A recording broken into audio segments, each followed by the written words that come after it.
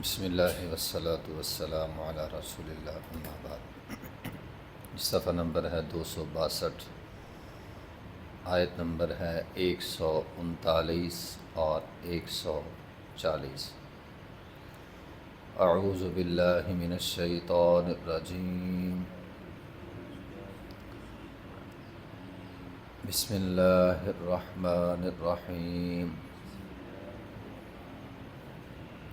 وقالوا ما في بطون هذه الأنعام خالصة لذكورنا ومحرم على أزواجنا وإن يكن ميتة فهم فيه شركاء سيجزيهم وصفهم إنه حكيم عليم قد خسر الذين قتلوا أولادهم سفها بغير علم وحرموا ما رزقهم الله افتراء على الله قد ضلوا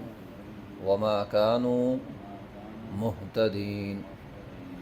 وقالوا، اور انہوں نے یہ بھی کہا کہ ما فی بطون هذه الانعام، جو کچھ ان جانوروں کے پیٹوں میں ہے، خالصۃ لذکورنا، وہ خالص ہے ہمارے مردوں کے لیے، جو بچہ پیدا ہوگا وہ خالص مردوں کے لیے ہوگا۔ ومحرم علی ازواجنا، ہماری عورتوں پہ حرام ہوگا۔ وإن یکن میتۃ، اور اگر وہ بچہ پیدا ہونے والا مردار ہو، فہم فیہ شرکاء، تو پھر مرد اور عورتیں دونوں اس کو کھا سکتے ہیں، تمام اس میں شریک ہیں۔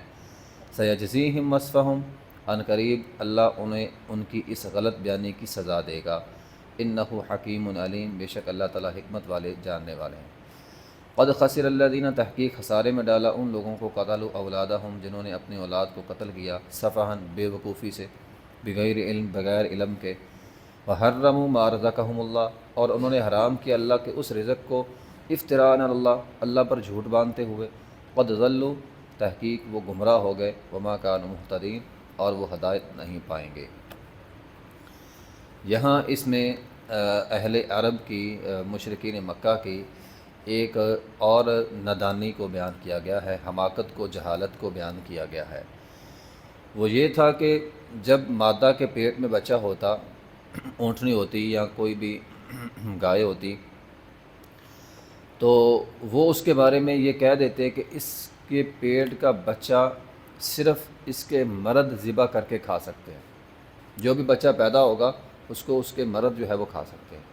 تو ہوتا یہ تھا کہ اگر بچہ مادہ پیدا ہوتی تو اس کو رکھ لیتے اور اس کے بارے میں یہ خیال کرتے کہ اس نے تو آگے نسل چلانی ہے، لیکن اگر وہ نر پیدا ہوتا تو یہ سمجھتے اس کا ہم نے کیا کرنا ہے، اس کو ذبح کرو اور کھا لو، لیکن اس کو صرف مرد کھا سکتے تھے، خواتین نہیں کھا سکتی تھی۔ لیکن اگر وہ پیدا ہونے والا بچہ مردار پیدا ہوتا، ہماری شریعت میں تو مردار ویسے ہی حرام ہے، لیکن ان کے نزدیک کیا تھا کہ اگر مردار پیدا ہوتا تو پھر عورتوں کو کہہ دیتے تم بھی کھا لو، مردار ہوتا تو عورتیں شامل ہو جاتی کھانے میں، اگر زندہ پیدا ہوتا تو پھر اس کو کوئی بھی عورت کھا نہیں سکتی تھی۔ تو یہ ان کی ایک حماقت تھی۔ اصل میں ان کی حماقت یہ ہے کہ حلال و حرام کو وہ اپنی طرف سے، حلال و حرام کے قوانین اپنی طرف سے بنا رہے ہیں، جس کو وہ کہہ دیتے حلال ہیں، جس کو وہ کہہ دیتے حرام ہے، یہ تیرے لیے حلال ہے، یہ تیرے لیے حرام ہے، یہ اس کے لیے حلال ہے، یہ اس کے لیے حرام، اپنی طرف سے انہوں نے بنائے ہوئے تھے۔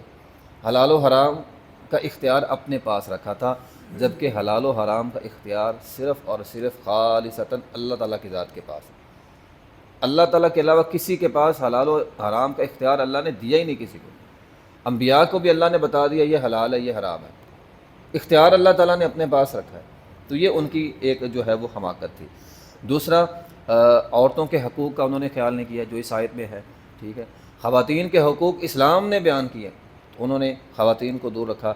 پھر ایک جہالت یہ ہے اس میں کہ اپنی طرف سے کسی بھی چیز کو مقدس ٹھہرانا، یہ بھی ہمارے معاشرے کا مسئلہ ہے، یہ تھا اس دور میں، لیکن ہمارے معاشرے اپنی طرف سے کسی کا احترام لاگو کر لینا اپنے اوپر، فلاں ہستی بڑی مقدس ہے، کس نے کہا وہ مقدس ہے؟ اپنی طرف سے معاشرے کہہ دیا وہ فلاں ہستی مقدس ہے، ابھی کس نے کہا وہ مقدس ہے؟ کس نے کہا وہ پہنچی ہوئی سرکار ہے؟ کس نے کہا اللہ تعالیٰ اس کی دعا رد نہیں کرتا؟ کس نے کہا وہ اللہ کا بندہ ہے؟ اپنی طرف سے کہہ دیا۔ اپنی طرف سے مختلف شخصیات کو مقدس کہہ دینا یہ غلط ہے، اسلام میں یہ درست نہیں ہے۔ تو بہرحال اصول یہ ہے، اسلام میں عبادت کا حکم بھی اللہ دیتا ہے، اس کا طریقہ بھی اللہ بتاتے ہیں، حکم بھی اللہ کا، طریقہ بھی اللہ کا ہو۔ اب یہ نہیں ہے کہ مثال کے طور پر نماز حکم تو اللہ کا ہو گیا، اب طریقہ ہم اپنی مرضی سے پڑھتے پھریں، ایسا نہیں ہوگا، طریقہ بھی اللہ کا ہوگا۔ جانور ذبح کرنے کا حکم اللہ نے دیا ہے، طریقہ بھی اللہ نے۔ آپ جانور کو لٹا کے اس کے گلے پہ آیت الکرسی نہیں پڑھ سکتے، بسم اللہ اللہ اکبر پڑھنے کا حکم ہے۔ اگر آپ آیت الکرسی پڑھیں گے آپ غلط کر رہے ہیں، آپ بدعت ایجاد کر رہے ہیں۔ تو طریقہ بھی اللہ کا ہونا ہے، تو انہوں نے اپنی طرف سے طریقے شامل کر لیے، تو اسلام نے اس حماقت کو جو ہے وہ بیان کیا ہے۔ قد خسر الذین قتلوا اولادہم، تو اللہ تعالیٰ فرماتے ہیں کہ ان کا اولاد کو قتل کرنا یہ سراسر خسارہ ہے، جہالت ہے، جہالت کی وجہ سے، سفہم بغیر علم، نادانی ہے، جہالت ہے، جہالت اور نادانی کی وجہ سے انہوں نے اپنے بچوں کو جو ہے وہ قتل کیا۔ آج بھی ہوتا ہے، لوگ اپنے حمل جو ہیں وہ ضائع کرتے ہیں، تو یہ بھی نادانی ہے، حماقت ہے، جہالت ہے، خسارہ ہے۔ خسارہ اس اعتبار سے ہے، ایک جان کا قتل پوری انسانیت کا قتل ہے، یہ سراسر خسارے کا، گھاٹے کا سودا ہے۔ اگر کسی نے حمل کو، ایک زندہ بچے کو ضائع کروا دیا، گویا اس نے پوری انسانیت کا قتل کیا، یہ کتنا بڑا خسارہ ہے۔ تو قد خسر الذین قتلوا اولادہم، تحقیق خسارے میں چلے گئے وہ لوگ جنہوں نے اپنی اولاد کو قتل کیا، سفہم بغیر علم، یہ سراسر نادانی ہے، بے وقوفی ہے۔ کس نے یہ کام کیا تھا؟ بچوں کا قتل۔ بچوں کا قاتل فرعون تھا دنیا میں، اس نے یہ کام شروع کیا تھا نا دنیا میں سب سے پہلے، فرعون قاتل تھا بچوں کا، اور آج تک بچے قتل ہو رہے ہیں۔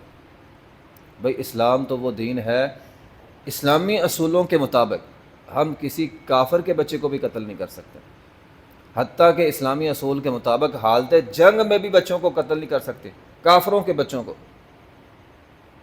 یہ اسلام کا اصول ہے۔ آپ کی جنگ ہو رہی ہے، دشمن کے ساتھ ہو رہی ہے، کافر کے بچے آگے آپ نہیں مار سکتے۔ ہاں، جو بالغ ہے، جس نے ہتھیار پکڑا ہوا ہے، اس کی وہ الگ بات ہے، جو چھوٹا بچہ معصوم ہے آپ اس کو قتل نہیں کر سکتے۔ اسلام نے تو خواتین کا اور بچوں کا جو ہے وہ تحفظ کیا ہے۔ قد ضلوا، تحقیق وہ گمراہ ہو گئے، قد ضلوا، تحقیق وہ گمراہ ہو گئے، یہ گمراہی ہے، اصل میں بدعت ہے ہی گمراہی، کل بدعۃ ضلالہ وکل ضلالۃ فی النار، بدعت ہے ہی گمراہی، جہالت ہے، یہ انسان کو جہنم کے اندر جو ہے وہ لے جاتی ہے۔ احادیث کے اندر اس کے بارے میں ہے، نبی علیہ الصلوۃ والسلام نے فرمایا جب کسی قوم میں، اب یہ سراسر ساری جتنی ہم نے 3-4 دنوں میں پڑھی ہیں یہ ساری بدعات ہیں، تو فرمایا جب کوئی بدعت ایجاد ہوتی ہے اس کے مقابلے میں جو سنت ہوتی ہے اللہ اس کو اٹھا لیتے ہیں، جب تک وہ بدعت رہتی ہے سنت واپس نہیں آتی، اگر بدعت قیامت تک ہے تو فرمایا سنت بھی قیامت تک کے لیے اٹھا لی جاتی ہے۔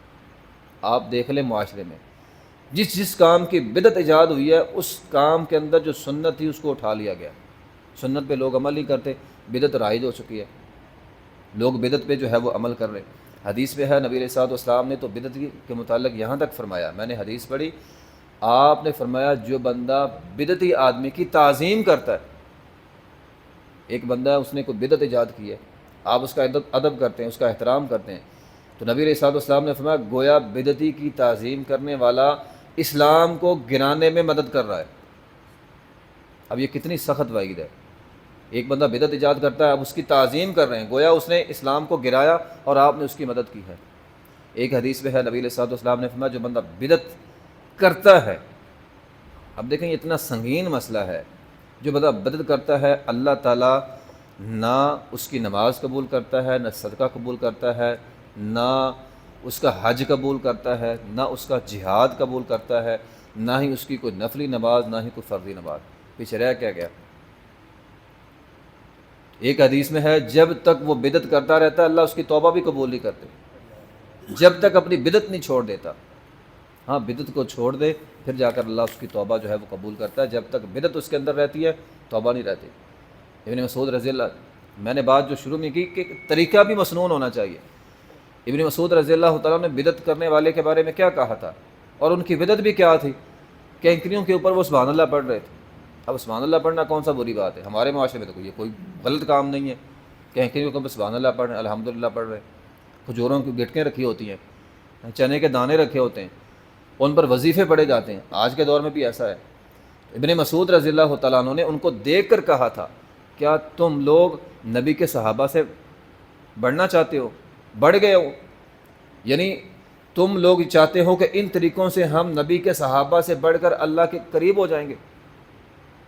ان طریقوں سے تم اللہ کے قریب نہیں ہو سکتے، یہ بدعات ہے۔ اور فرمایا تھا میں ابن مسعود ہوں، لوگوں سن لو، نبی کا صحابی ہوں، اور میں کہہ رہا ہوں یہ بدعت ہے اور مجھے اس مسجد سے یہاں سے نکال دو۔ تو طریقہ بھی، ہم کہتے ہیں عبادت اللہ کا حکم ہے، طریقہ اپنی مرضی سے نہیں۔ ہم نے جتنے دن یہ سبق پڑھا ہے، طریقہ بھی اللہ کا ہونا چاہیے۔ جب تک طریقہ اللہ اس کے رسول کا نہیں ہے، وہ نیکی رہتی نہیں، وہ بدعت ہوتا ہے۔ تو نیکی کے لیے، ثواب کے لیے ضروری ہے حکم بھی اللہ اور اس کے رسول کا، طریقہ بھی اللہ اور اس کے رسول کا ہونا چاہیے۔ وآخر دعوانا الحمدللہ رب العالمین۔